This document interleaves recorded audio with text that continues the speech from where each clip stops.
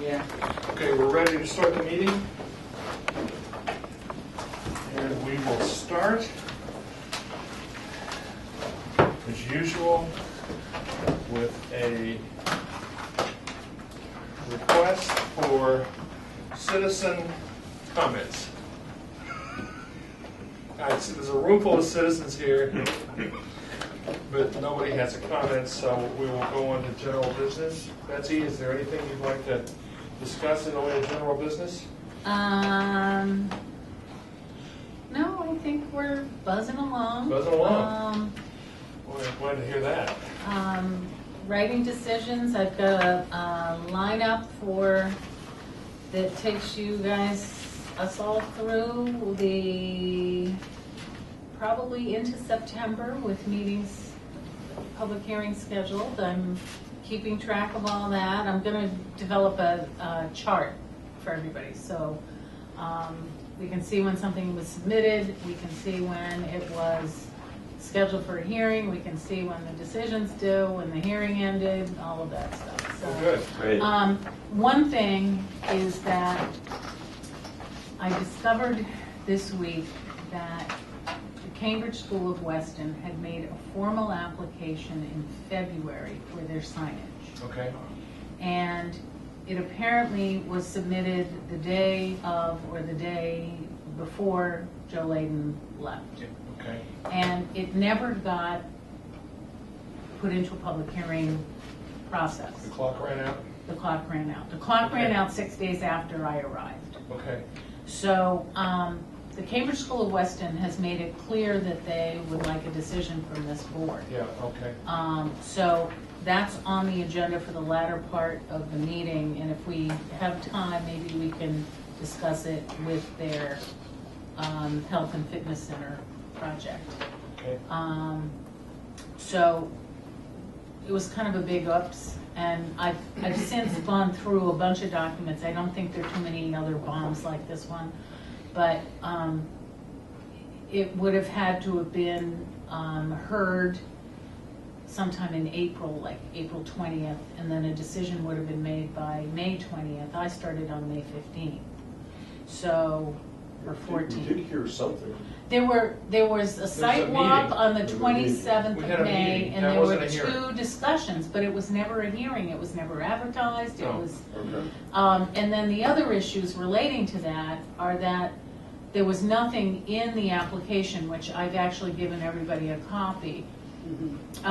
There was nothing in the application about scenic roads. So if it does involve removal of rock walls or removal of tree material, then it may trigger scenic roads. In any case, Cambridge School of Weston believes that they have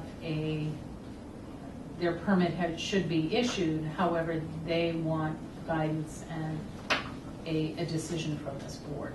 So not quite sure how we're going to deal with that, but I think it merits some discussion. Okay. Okay, we're going to wait and discuss that at the end of the evening.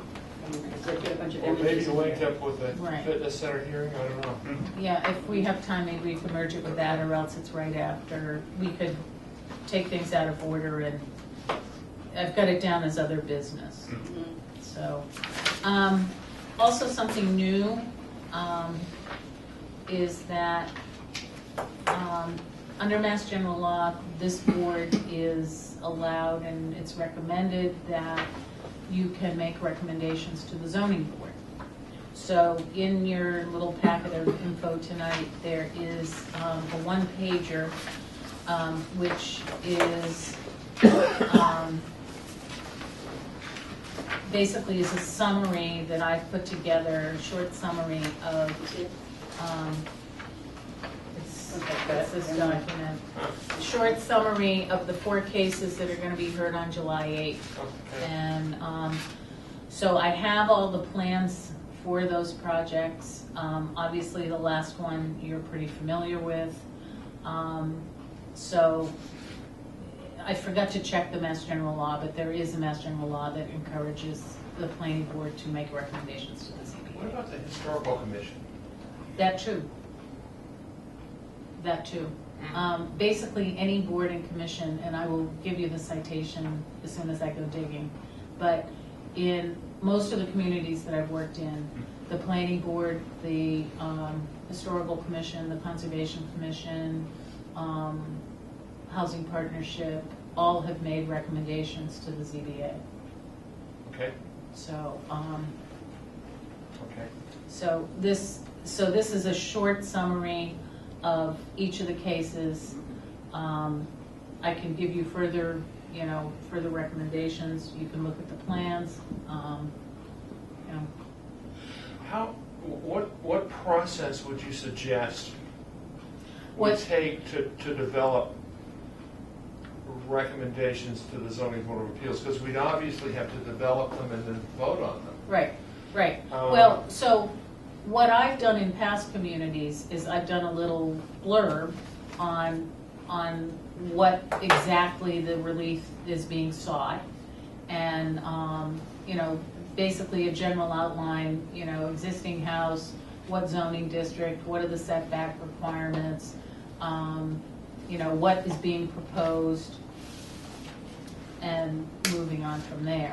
And I mean, when I was working in Winchester, after a half a year, after a year, I was making recommendations, basically saying, this is a 2-foot change in nonconformity, it's de minimis. Or, if it was something that was really off the wall and required a variance, I would be pretty blunt about what the case law was or whatever.